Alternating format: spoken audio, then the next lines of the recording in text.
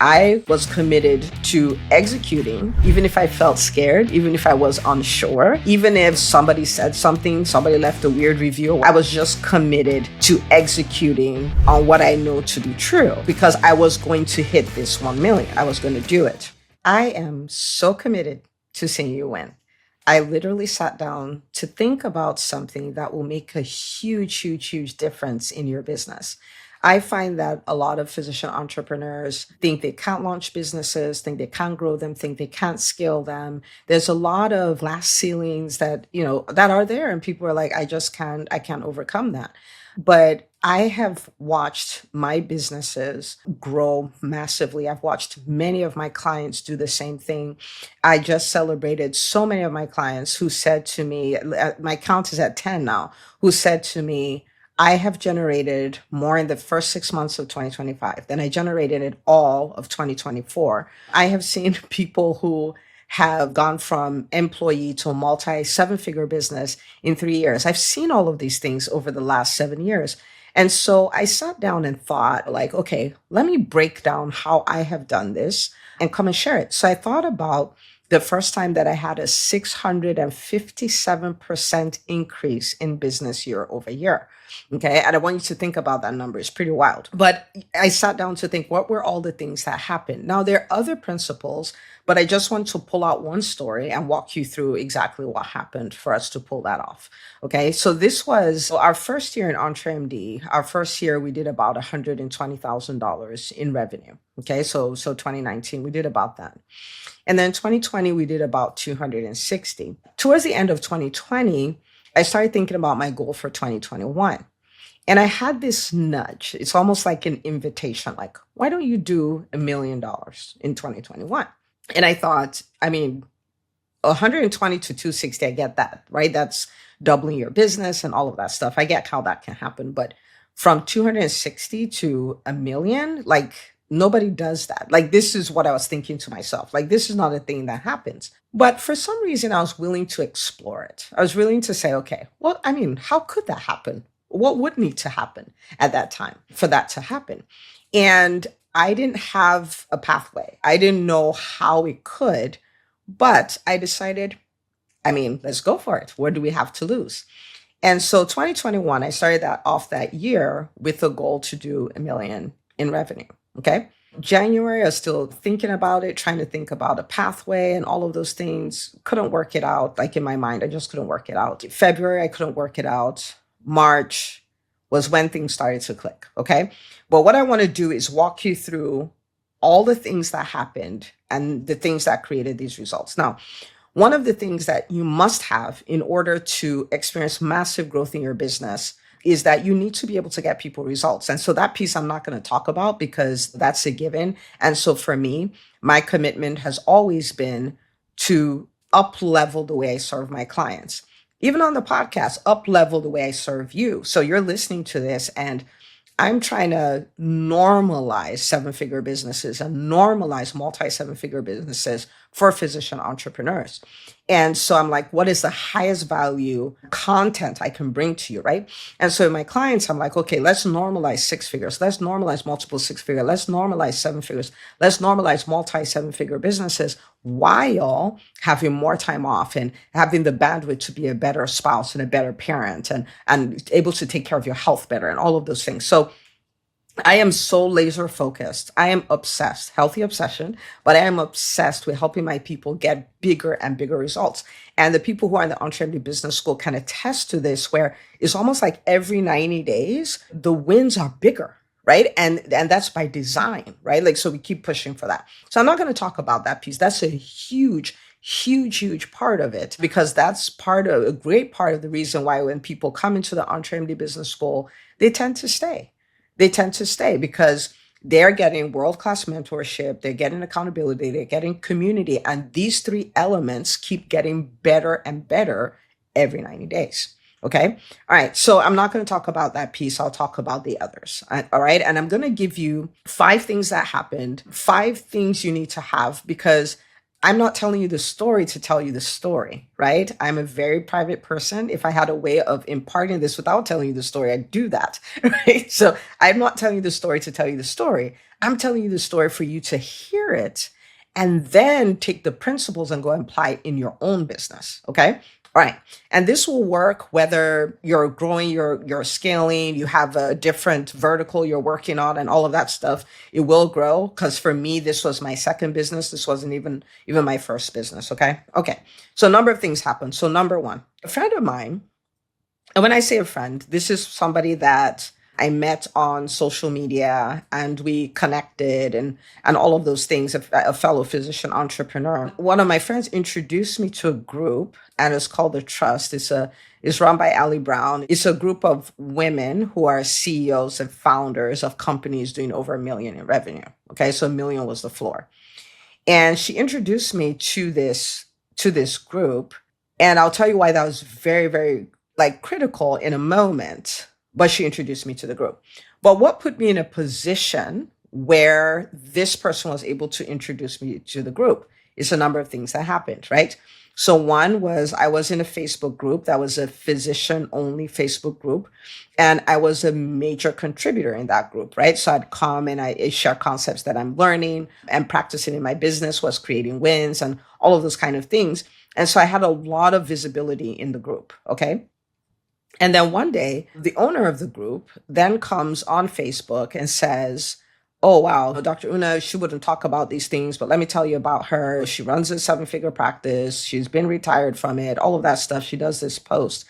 And that post goes on to create a lot of opportunities for me, right? Like people invite me for speaking gigs, people invited me for guest coaching spots and all of those things, right? Like there are a lot of things that happen. I got clients from that one post. And then I also acquired another network of physician entrepreneurs as friends. And so it was that post in that group where I had built visibility that led to this person who then tells me about this group. Okay. See how I'm tracing all of that.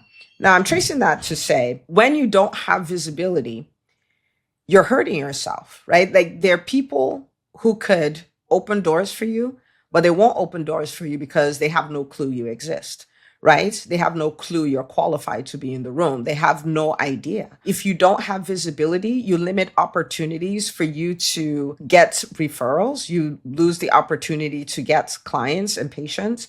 And so whenever you have an opportunity to be visible and you don't take it, it's important that you understand that you are hurting your brand, you're hurting your business, you're slowing down your success. I have clients in the EntreMD Business School who have had doctors come apply to work for them, really great hires because of their brand.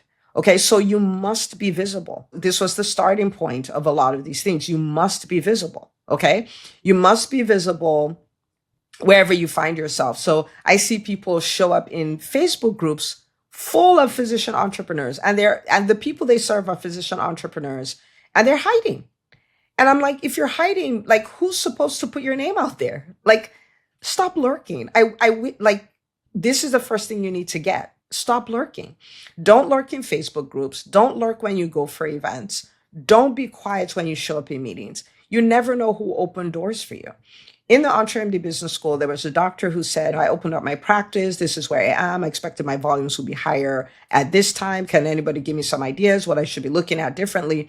And somebody else is like, what? You're in mine. I know the person who's in charge of XYZ, which is literally the person has access to probably thousands of patients of people who could be her patients. It's like, hang on, let me send her a text real quick.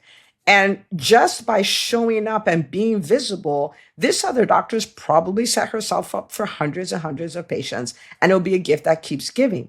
We cannot afford to not be visible. Like, why are we hiding? Why are we saying we want our businesses to grow and we're hiding? So 656% growth in a year. If it sounds great to you, the first principle I have for you is get more visible. Get more visible. Show up live. Show up on other people's platforms. Do the thing, right? And I'm not talking about being yucky and being icky. I did a whole podcast episode on how to show up in other people's Facebook groups, like how to behave, right? We create win-win situations. We don't go there to create a pitch fest. Okay. Okay. So that's the first thing, is visibility. Visibility. That's the second thing. All right. So I got introduced to this group called The Trust, and they had a meeting. And I remember it was in Miami, Florida. And at this point, I was probably seeing patients 3 to 4 days a week in my practice. I had to take the time off. I had to pay for the trip, had to pay for my accommodations. I had to do all of those things. Okay. But I went for the meeting, and I went for that meeting in March. Okay. So many of you have heard me tell this story before, but it's super powerful. So I'm going to share it. Right. And so I went for the meeting, and there was a lady. If I remember correctly, she was 32 years old. She just had a baby. Baby was like 4 months old or something like that. And then she starts talking about her company. She says, somebody has come to acquire a company for 9 figures. But I think that we can probably get the company to that point on our own in a few years. So I declined the offer. And I remember thinking, I'm like, wow, first of all, they're trying to buy your company for 9 figures. Second of all, it was not that amazing to you that you took the offer, right? And then she proceeded to say something that absolutely blew my mind. She says, I think we can get there on our own because we're doing an easy million a month. Okay. So I remember thinking, I'm like, easy million a month in the same sentence, and there's no not or no in the sentence. Like, what in the world? Now, what was happening in that space was, it was an expansion of what I thought was possible. Because here I had a private practice, was very successful, doing well over 7 figures. I had started EntreMD, and I didn't really start it as a side hustle. It's not a thing I do, but it was my second business, right? Like, it was my second business. I was testing it out. Let's see how we do with this thing. And like, we doubled. That's awesome. But I could not conceptualize taking it to 1 million, right? I just couldn't conceptualize it at the time. And so when she said that, I was like, wait, if she can do an easy million a month, I can do some kind of million over the course of a year. And that's a thought that stayed with me. Okay. So it stayed with me for 3 days. And at the end of the 3 days, I had planned to stay for an extra day. I started thinking about it. So not easy million a month, but we can do 1 million a year. I was like, I got to figure out how to own this goal and all of this stuff. And so after I heard her say that, I was like, okay, we're going to do 1 million a year. And this is very important to note, right? Because this is very, very important, because you can write anything you want to write as a goal at the beginning of the year, at the beginning of a quarter, or whatever, but you know when you own it. I hadn't owned it. I was like, let's try, let's see, let's explore, let's, like, I'm willing to do the work. I don't know what the work is. I don't know if I can really pull this off. In that moment, I owned it. I was like, okay, we're going to do 1 million. Okay, we're going to do 1 million. All right. So after we did that, after that, right, the meeting was over. I was like, okay, I'm going to do the 1 million. And I think, let me pause here. Okay. So I pull out the second principle, and then I'll tell you what happened after that. The second principle here is investing, especially investing in community. Okay. Because the thing is, yes, you can learn one-to-one, but there's something about being in a room with people who are where you want to be. There's something about being in a room with people who are doing what you're trying to do. And I don't mean they're doing the exact same thing. Like, this person was in a completely different industry. This was a product-based industry, right? Like, she was not a physician or anything like that. And there's something about being in those communities that activates what is on the inside of you, that helps you see pictures you couldn't see before, helps you think bigger, think you can show up bigger, think you can do bigger, think you can have bigger. And you can't escape the impact of your environment. So you're going to be like your environment. When you're younger, your environment, when I say environment, I mean the people in your world. It can change. It's almost automatic. It's like a default, right? Or your parents control it or whatever. But when you become an entrepreneur, it's very important that you strategically put yourself in the right environments, because you will take the shape of your environment. And so that's why, for instance, in the EntreMD Business School, one of the biggest things I push for is community. And in the beginning, people are like, oh no, I just want one-on-one. I'm like, trust me on this one. Like, you want community. You want to be in a community of people. Their dreams are so big that you're like, wait, what? And what they accomplish is so big, and they're willing to talk about it, right? And so at the time of this recording, this is the beginning of the third quarter of the year. And one of the things we do is we review the quarter, and people come out and post about the wins they had and all. It's so inspiring, even to me. It's so inspiring. You're just looking at like, oh, I surpassed my 2024 revenue, or I grew my business by 250%, or you see someone who's struggling in business and you see them cross their first multiple six figures. You see someone who's running a multi 7-figure business talking about growing by 16%. Now, at that level, 16% is a whole other number. And you see someone launch a course, almost did $600,000 in revenue. It's like so wild. So wild. And you're just looking, you're like, wait, what? What is happening here? Right? And of course you have options, right? You could choose to be intimidated or inspired. But like I always tell them, I'm like, please choose inspiration over intimidation, because how many other communities will you be in where people are willing to share their numbers and their challenges on all of these things, right? And so anyway, so is the investment for community. If you notice, for me, first of all, I invested to join the community. I invested to go to the event. I invested to pay for the travel. I invested to pay for the hotel rooms and all of those things. But you have to understand that community will change you. Community will change you. So it brought me to the point, and I didn't know that's what would happen when I went there, but it brought me to the point where I owned the goal. Okay. Again, this is why in the EntreMD Business School, we have 2 events every year. We have the Business Makeover Mastermind that happens in Atlanta in April. And then we have the Vision Retreat that happens by a beach somewhere in October, right? And people will tell you, like, this was a defining moment for me. This was the moment that changed everything for me. And it was some conversation they were just having at a table. It didn't even have anything to do with me, right? That's the power of having the right people in one room. That was the second thing. That's the second principle, is investing for community. Now we stopped at where I had made the decision. So now that I had made the decision and I had owned this goal, I now ran into another challenge. And the challenge here was, but I don't know how to get there. At the time, the EntreMD Business School was $597 a month, or $6,500 for the year. I always knew I was building a $25,000 school, but I just couldn't bring myself to charge that, right?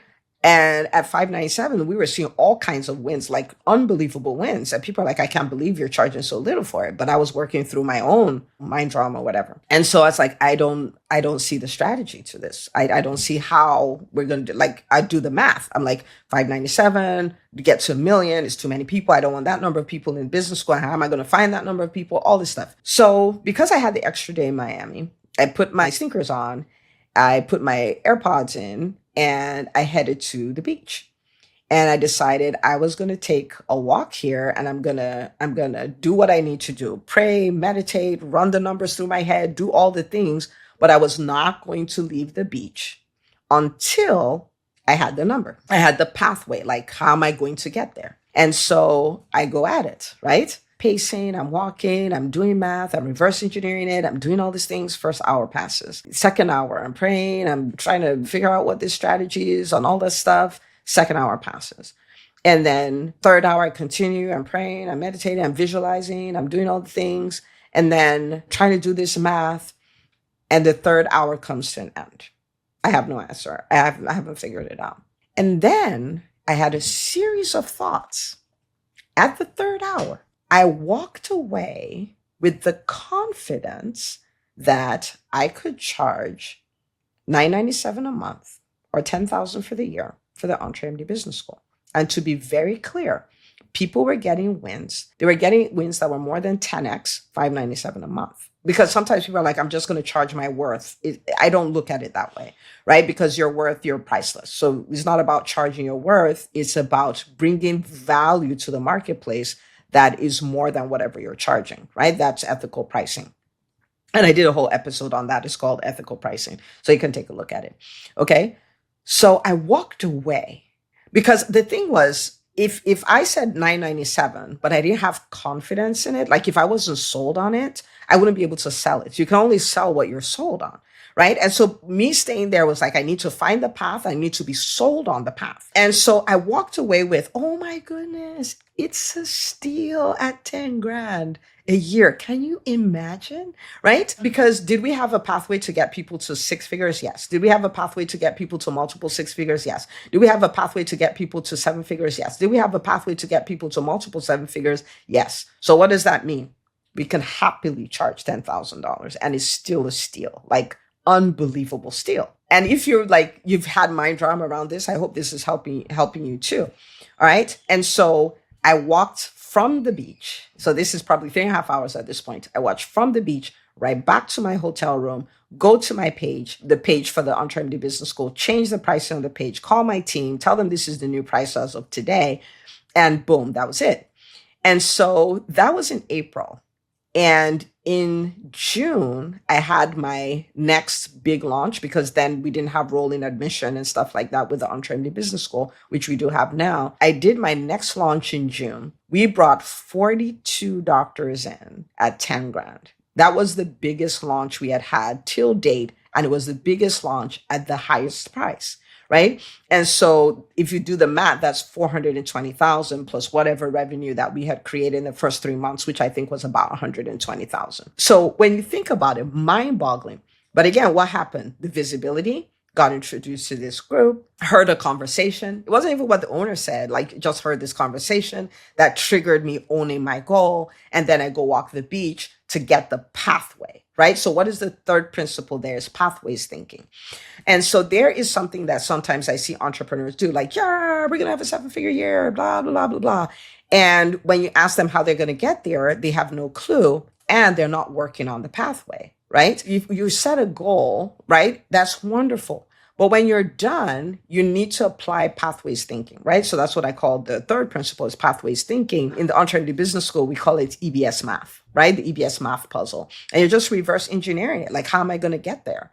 And you play that game as many times as you need to play it till you get the equation that creates the goal that you want, okay? So that's the third thing. Now, the fourth thing, I already alluded to it a little bit. And, even though I had the confidence that, okay, the EntreMD Business School is absolutely worth 10 grand a year. And having that confidence and knowing that this is a steal and being giddy and excited about it does not mean as I got closer to my launch that all these fears didn't come up. Like, oh my goodness, what if nobody says yes? What if people find out, oh, maybe it's not as good as you think it is? What if people are like, well, when it was 597, I would have joined, but I'm not going to join for 10,000 and all of those things. So the fears came up, right? The fears came up.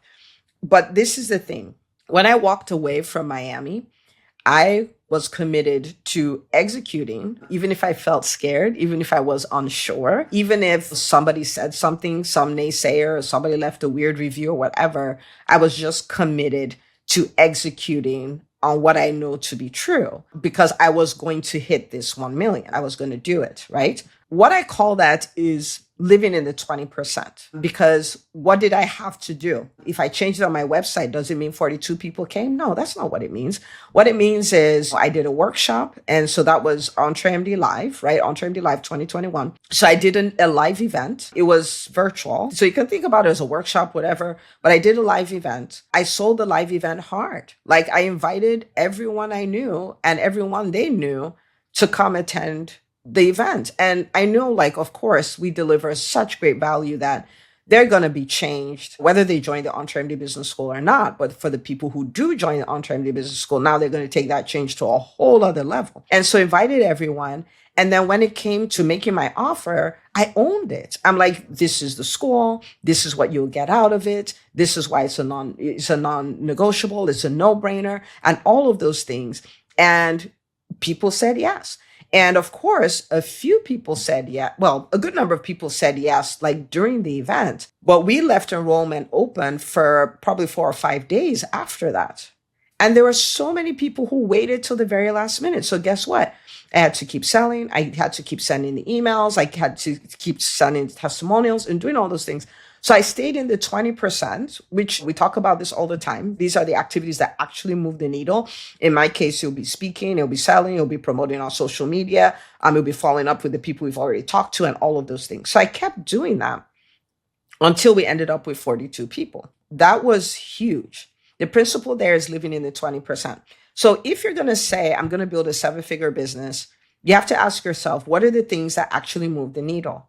Does playing on Canva move the needle? Does tweaking your business plan for the 7,000th time move the needle? Does tweaking your website for the 45th, 100th time move the needle? Do you have 17 goals in 3 different businesses instead of zeroing your focus on the one thing that you want to see work? Like, there's so many things that need to be done. And these are 20% things. We need to be selling. We need to be making offers. We need to be making a whole lot of offers. We need to be leading our team to make offers. Like, that's what is required.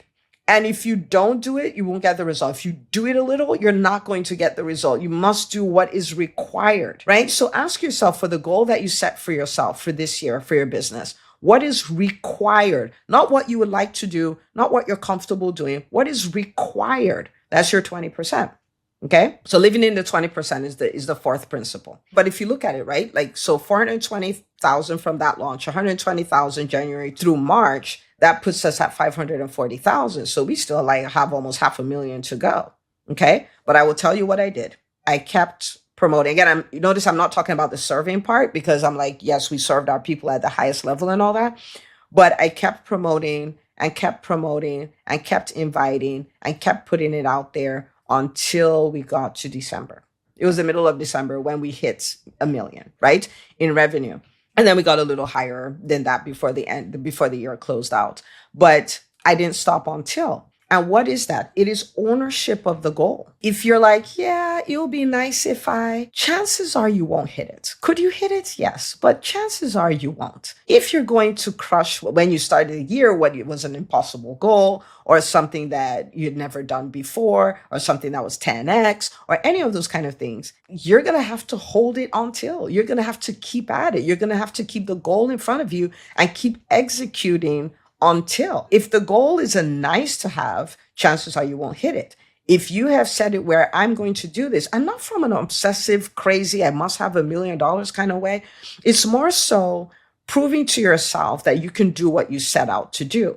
It's more so who you become in the process of pulling that off, which you always hear me say is the biggest reward for entrepreneurship. And so if your goal is, it will be nice, chances are you won't. If it's, I'm going to mow this down, chances are you will. Okay. So I want you to think about the goal that you have in front of you and think about these things. Are you willing to be visible? Are you willing to be 10 times more visible than you are now? Are you willing to let go of, oh, I don't like being a guest on other people's podcasts. I don't like being on social media. I don't like speaking at events. I don't like, are you willing to let all of that go so you can be 10 times more visible? Are you willing to invest in community? Are you willing to invest to be in the right rooms? I highly recommend the EntreMD Business School. It is one of the best rooms for physician entrepreneurs, because the people you're looking for, the people who will be vision boards for you, they're in there. They're vision boards for each other. Like, this person is like, oh, you're on my vision board. Like, literally, right? Okay. So investing for community. The third thing is, are you willing to engage in pathways thinking? Like, the opposite is magical thinking. Oh, I'm going to hit 7 figures. I'm going to hit 10 million in revenue. How are you going to do it? I don't know. I'm just hoping it happens. Not a strategy, not a winning strategy at all. You must be willing to engage in pathways thinking, like, how could that happen? And start playing it till you find your equation. This is something we do a lot of work on in the EntreMD Business School. Okay. The other thing is living in the 20%.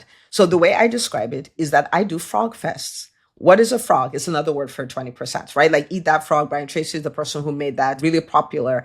And so your 20% activities, they're like frogs. And so since you have to eat the frog, just eat it. And if there's more than one frog, eat the uglier, yuckier, slimier, more disgusting one first, right?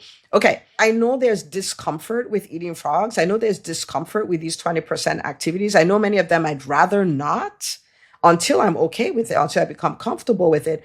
But I don't let that vote. It's not a thing. Like, the fact that something's uncomfortable doesn't mean I'm not going to do it, right? Because I'm living this life where I live in the 20%, where I spend 80% of my time doing 20% activities. And so because of that, I'm in a frog fest. I just eat frogs all day, every day, and twice on Sunday, which is a t-shirt in the merch department. You can check it out on trendy.com/merch, right? I eat frogs all day, every day, and twice on Sunday. Are you willing to adopt that? Or are you going to fight for comfort? Because you can only fight for your great goal or fight for comfort. There's no greatness to be found in comfort. Now, when I say that, I need to understand this. If you spend enough time living in the discomfort of the 20%, you get comfortable there. I'm comfortable being uncomfortable. Discomfort doesn't make me uncomfortable. It's just like, oh, okay, well, this is what we need to do to get to where we want to be. I'm far more interested in hitting my goal. I'm far more interested in becoming all I'm designed to be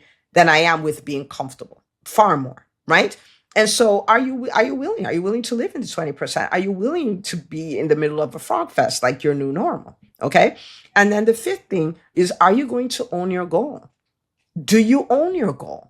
Or are you like, yeah, I just wrote it down, and if it happens, great. If it doesn't, no harm, no foul. Or are you going for it? Now, to be clear, I want to put this out here. It will help you, because sometimes people set goals and they get completely bent out of shape by them. I have many, many, many, many, many, many goals that I set and I don't hit.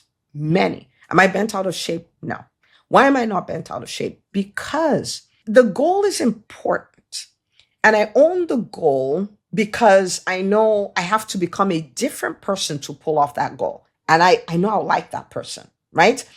And so my job is to set the goal and give it my absolute best shot. Not fighting for comfort, not doing what I'm supposed to do, wasting all my time, all of that stuff. And if I gave it my absolute best shot and I didn't hit it, I don't worry about it. I just set it again and go for it. I don't get bent out of shape at all. But while I have it, I own it. And I own it to the very end. The first year we did 2 million. We got to 2 million on December 27th. And I was at it till December 27th. That's the way it is. If for some reason we didn't hit it, I'll be like, whoopsie, right? And I would set a bigger goal for the next year. I would have gone for it. But as long as it's within the time frame for the goal, I'm going all in. I'm going all in. Okay? Okay. So what I want you to do is I want you to make a few adjustments based on places you've seen, like, oh, yeah, I'm not being visible. And actually, I had been committed to not being visible. I'm going to change that. Or maybe you have no idea. You just set a goal and you're just going about your day like status quo, and you have no agenda. And you're like, okay, I'm gonna fix that. I'm gonna play this game Dr. Una is talking about and see if I don't figure this out, right? Or maybe you've been thinking about investing in community. Maybe you've applied to the EntreMD Business School twice and you've been thinking about it. One conversation can change everything. Maybe you've been dating your goals, but you're not married. You know what I'm saying? Like, maybe it's time to get married. It's time to own it. It's time to do it like you mean it. I'm rooting for you. You can crush goals that will blow your mind. You can build a business that will blow your mind. You can build a life while you're at it that will blow your mind. But these 5 things need to be there. And these 5 things are things that I've continued to use. I haven't stopped with any of them. And I want to invite you to do the same. Okay? All right. So take this episode. One of the best ways to learn is to teach. So I want you to take a screenshot of it, and I want you to post it on social media and say, this is what I got out of this, and encourage the people on your feed to go watch it. And if it was super valuable for us, please leave us a review. That's how other people find the show, and they're like, oh my goodness, it's so good. You should go check it out. Okay. But the idea behind this episode is it is time for us to normalize very successful businesses owned by physicians. And every time you share and every time you leave a review, another physician finds it. Another physician has their mind blown. Another physician sees a preferred future that they cannot unsee. You're a part of the people, making a huge shift in medicine. You're part of the Calvary. Just remember that every single time you do this, okay? And remember that I'm rooting for you. I know you can win. I'm here to support you as you win. And this right here is the least you will ever be, the least your business will ever be. Go apply these things. And I cannot wait to celebrate the wins that you go on to create. See you on the next episode.